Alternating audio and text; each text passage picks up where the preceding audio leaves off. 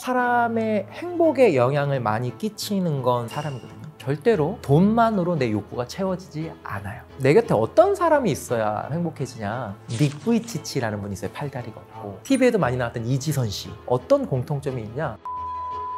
이 거친 세상을 살아가는데 아주 중요한 행복의 요소 중에 하나입니다. 심리학에서 똑같은 스트레스를 받아도 어떤 사람은 괜찮아, 힘들지만 괜찮아 라고 하는데 어떤 사람은 비슷한 스트레스인데 막 치를 떨어요. 어떤 사람은 또 비슷한 강도의 스트레스인데 죽겠다고 막 목을 매달아요. 그러니까 심리학에서 궁금한 거예요. 왜 다를까? 물론 여러 가지 복합적인 이유가 있지만 굉장히 핵심적으로 나타나는 게 뭐냐면 그 스트레스를 해석하는 게 이 세 사람이 굉장히 달라요. 근데 특히 부정성, 이 불만이 많고 부정성이 강한 사람들은 어떤 나쁜 일이 일어나면 이제 세 가지 특징이 있는데 첫 번째는 지속성이라는 걸 많이 써요. 그러니까 지금 일어난 일을 과거, 현재, 미래로 쫙 늘러뜨려요. 어떤 선수가 축구에서 졌는데 집에 가면서 나는 진짜 왜 이렇게 지는 거야? 나는 왜 이렇게 요즘에 운이 없어? 그러니까 지금 일어난 일을 뭐라고 해석하냐면 옛날에도 안 좋았고 앞으로 또 이런 일이 안 좋은 일이 계속 일어날 것 같고 이 지속성이라는 특징을 많이 써요. 두 번째는 뭐냐? 이제 그 축구 선수가 막 불만거리면서 집에 가기 싫어 진짜 와이프 얼굴 보기도 싫고 막 애들 징징대는 것도 보기 싫어. 이게 전혀 상관없는 영역으로 확장을 많이 시켜요. 축구 진 건데 전혀 상관없는 쪽으로. 그리고 세 번째는 부정적인 사람들은 지금 일어난 나쁜 일을 원인을 다 나로 찾아요. 나 때문에 진 거야. 내가 오늘 개판 친 거야. 실제로 교통사고로 후천적인 장애를 입는 사람들 있잖아요. 그분들 중에 심리적으로 회복이 더딘 사람들이 사고의 원인을 본인으로 찾아요. 내가 그날 우회전 안 했으면 사고 안 났다는 거야. 뭐 음주운전자가 일으킨 사고를 당한 사람도 내가 그날 친구 약속 안 나갔으면 이렇게 안 됐는데. 그러니까 이렇게 나쁜 일의 원인을 나로 찾는 거예요. 개인성이라고 하는데 그런 사람들이 부정성이 굉장히 높은 거죠. 그런데 반대로 긍정성이 높은 사람들은 그걸 끊는 거예요. 그러니까 축구 졌으면 지속성이 아니라 패배? 여기까지. 그리고 확장시키는 게 아니라 오늘 좀 안 되네. 그리고 나로 돌리는 게 아니라 쟤네 오늘 왜 이렇게 잘해? 상대편 보면서 쟤네 완전 날라다니네? 그리고 나서 오늘 내 플레이는 뭐가 문제였어? 이렇게 보는 거예요. 그러니까 상대방에게 좀 무게중심을 두고 내가 뭘 잘못했는지 보면 고치고 싶어지는 거예요. 노력해주고 싶은 거예요. 굉장히 부정성이 강한 사람들 뭔가 실수를 하잖아요. 그러면 내가 뭘 잘해? 난 늘 그래 이렇게 되는 거예요. 늘 그래. 근데 긍정성이 높은 사람들은 누구나 다 이럴 수 있어. 그러니까 긍정성이 높은 사람들은 이렇게 잘 끊어주는 거죠.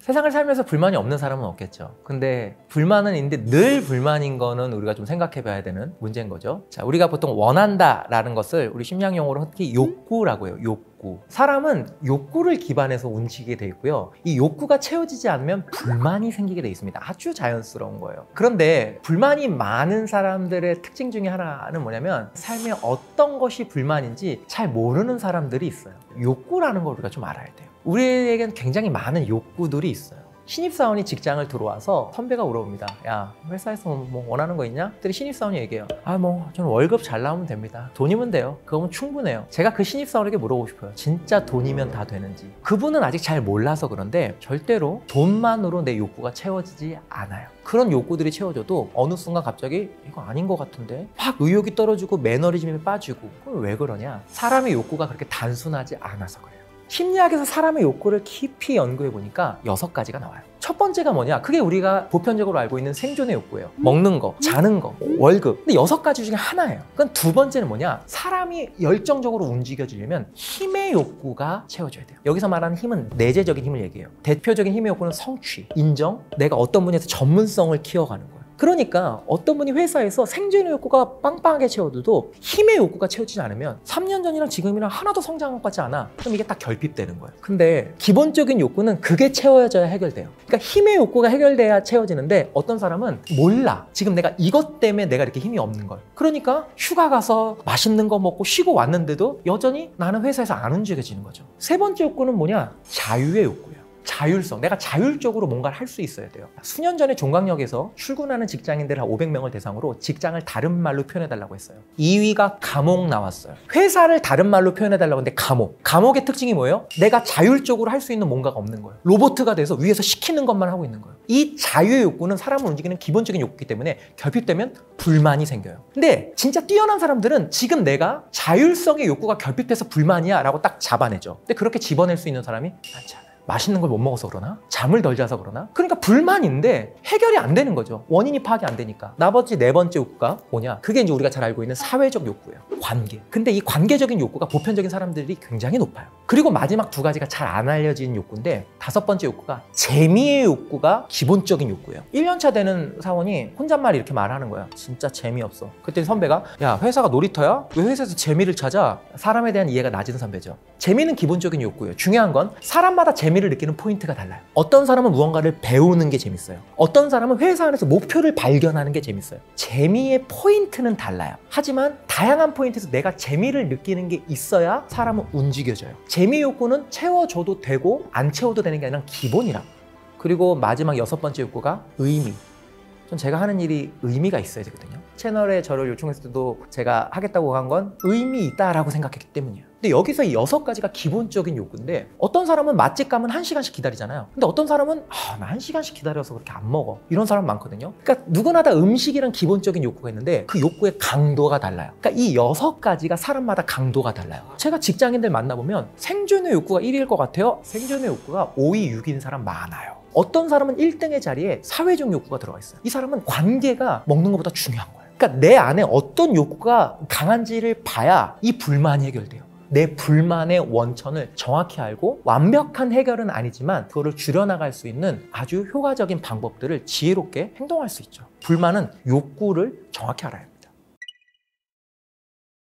우리 인생에서 이 내 안에 있는 욕구를 정확히 알았다고 해서 그 욕구를 다 해소할 수가 없죠. 이제 거기서 이제 슬픔이 오는데, 욕구는 건강한 욕구가 있고 건강하지 않은 욕구가 있어요. 그럼 건강한 욕구는 뭐고 건강하지 못한 욕구는 뭐냐? 이건 건강하지 못한 욕구를 먼저 정확하게 보시면 돼요. 건강하지 못한 욕구는 이 욕구를 해결하는 과정에서 누군가에게 상처를 주는 행동을 내가 해야 되면 이거는 건강하지 못한 욕구 해결법이에요. 그러니까 나는 굉장히 사람들과 관계가 중요해. 그리고 많은 사람들과 교제하고 싶어. 그래서 나는 여자친구도 있지만 다른 여자친구도 동시에 사귈 거야. 난 이 욕구 해결되니까. 이게 대표적으로 건강하지 못한 욕구의 해결법이죠. 왜냐면 이건 첫 번째 법칙. 욕구를 해결하는 과정에서 다른 사람에게 상처를 주잖아요. 두 번째, 욕구를 해결하는 과정에서 사회적으로 지탄받는 행동들을 하는 그것들은 멈추셔야 돼요. 자기 맘대로 하는 사람들 있잖아요. 누가 나를 열받게 하면 때리고 싶죠. 하지만 그 욕구대로 할 수는 없죠. 왜냐면 이것은 우리가 사회적으로 막아놓은 것들이기 때문에. 그럼 강사님 어떻게 해요? 때리고 싶은 사람들 때리고 싶으면 그 사람 얼굴을 때리면 문제가 되지만 그 화를 가지고 권투장으로 가서 복싱을 등록하고 샌드백을 치고 충분히 연습해서 스파링 상대에게 그 주먹을 휘둘리는 것, 이런 걸 심리학에서는 승화라고 하는데요. 이 승화가 건강하게 사회에서 인정받는 방식으로 이 욕구를 해결하는 것을 이야기합니다. 그래서 이 승화를 배워야 돼요. 마이크 타이슨이라고 전설적인 권투 선수 있는데 10대 때 전과가 수두룩했어요. 뭔가 불화하게 자라서 세상에 대한 어떤 분노가 있었거든요. 근데 이분이 권투 선수가 돼서 엄청난 활약을 펼쳤는데, 타이슨이 했던 유명한 말이 있어요. 참 인생이 재밌다는 거예요.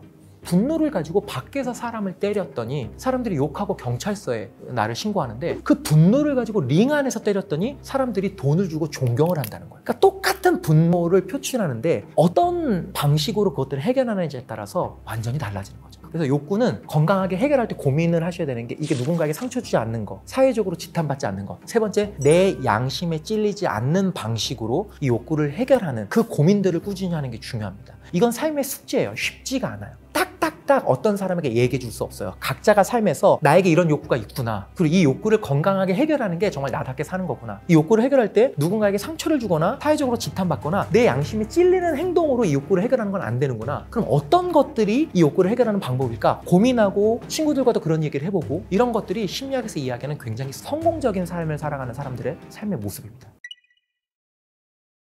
사람의 행복에 영향을 많이 끼치는 건 사람이거든요. 그래서 진짜 내가 행복해지는 데는 나의 행복에 영향을 끼치는 사람과 가깝게 지내는 거, 이게 굉장히 아주 중요한 핵심 포인트입니다. 그러면 내 곁에 어떤 사람이 있어야 참 행복해지냐? 예전에 우리나라에서 와서 강의 많이 했었던 닉 부이치치라는 분이 있어요. 팔다리가 없고, 그러니까 팔다리가 없이 태어났는데 극복하신 분이죠. 그리고 뭐 TV에도 많이 나왔던 이지선 씨, 그분은 음주운전차가 일으킨 사고로 전신화상을 입은 분인데, 그런 분들의 특징이 뭐냐면 굉장히 회복력도 빠르고 그 사건을 해석하는 능력도 뛰어나고, 그리고 행복도도 굉장히 높고 또 사회적으로도 굉장히 맹활약하고 계시거든요. 근데 실제로 심리학에서 보면 그런 환경에서 그런 삶을 사는 사람들이 많지는 않은 거예요. 팔다리가 없는데 닉비치처럼 사는 사람 많지 않죠. 전신 화상을 입었는데 이지선 씨처럼 사는 사람 많지 않죠. 그래서 이런 아주 소수의 사람들에 대한 연구들이 있어요. 왜냐면 나라마다 시대마다 그런 사람들이 늘 존재하거든요. 근데 보니까 어떤 공통점이 있냐, 3가지가 나오는데, 첫 번째는 자기 모습을 있는 그대로 받아들여요.